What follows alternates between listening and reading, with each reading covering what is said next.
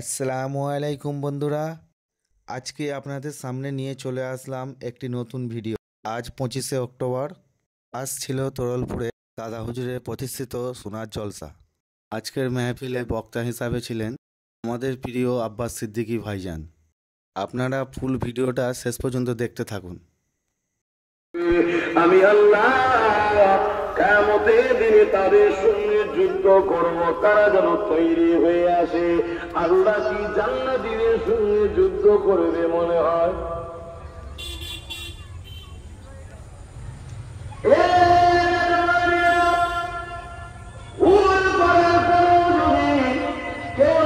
স্বীকার করে নেয় আল্লাহ জানিয়ে দিলেন তার মধ্যে ঈমান রয়েছে। সাহাবা হুজুররা বসে রয়েছে, আল্লাহ ঈমানের কথা বলতে রয়েছে।